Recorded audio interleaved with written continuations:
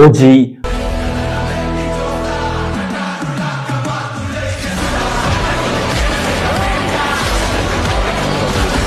OG అయితే మామూలు ప్రకంపన సృష్టించలేదన్నమాట. నిన్నటి వరకు కూడా అసలు ఎక్స్ట్రార్డినరీ లెవెల్‌లో మంచి పర్ఫార్మెన్స్ ఇస్తూ మెయిన్ థియేటర్స్‌లో మెయిన్ సిటీస్‌లో పలు సిటీస్‌లో అలాగే యూఎస్ఏలో, నార్త్ అమెరికాలో, కెనడాలో మాత్రం దుమ్ము దులిపేసిందన్నమాట. ఏ మాట ఆ మాట చెప్పుకోవాలి.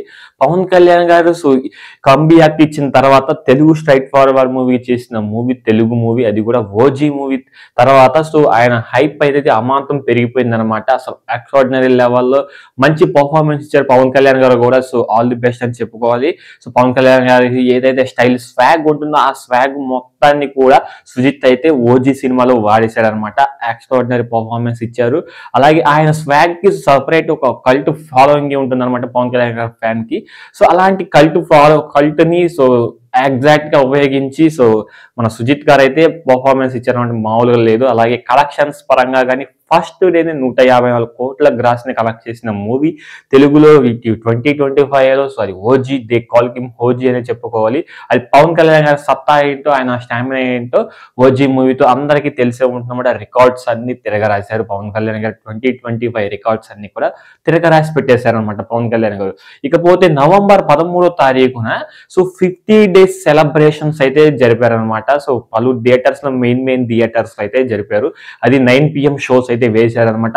ఆ రోజు కూడా హౌస్ఫుల్ అయిపోయినాయి భయ, మీరు నమ్మగరేమో కానీ ఆ రోజు కూడా హౌస్ఫుల్ అయిపోయినాయి. పెద్ద థియేటర్స్ మెయిన్ థియేటర్స్ ఉంటాయి కదా హైదరాబాద్ లో. అక్కడ కూడా మెయిన్ థియేటర్స్ 9 PM షోస్ అయితే వేశారనమాట. దుమ్ము ఎక్స్ట్రార్డినరీ లెవెల్లో ఫుల్ బుకింగ్స్ అయిపోయినాయి అనమాట. మళ్ళీ రికార్డ్స్ బద్దలు కొట్టేస్తారు. 50 డేస్ షోస్ అంటే సెలబ్రేషన్ షోస్ వేయటం అనేది ఇదే 2025లో మొదటిగా పవన్ కళ్యాణ్ గారికి వేశారనమాట అలాంటి షోస్. ఎందుకంటే ఓజీ సృష్టించిన ప్రకంపన మామూలుగా లేదనమాట. అది కాకుండా జాపనీస్ లాంగ్వేజ్ లో కొన్ని అక్కడక్కడ సెంటిమెంట్స్ మీకు వినిపిస్తూ ఉంటుంది. జాపనీస్ స్లాంగ్ కూడా వినిపిస్తూ ఉంటుంది అనమాట. అలాంటి స్లాంగ్ ని ఓజీ పార్ట్ 2లో ఫుల్ గా చాలా వాటికి కూడా సగం వరకు కూడా మన చైనీస్ లాంగ్వేజే వినిపిస్తుందంట.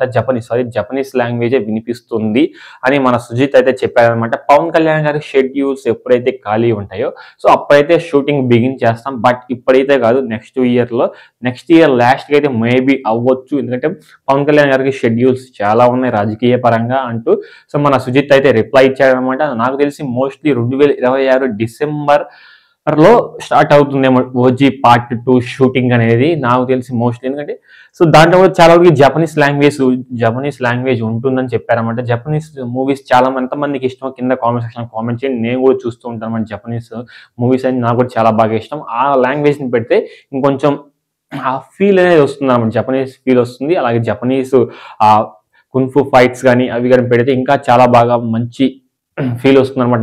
నా ఒపీనియన్ అనమాట.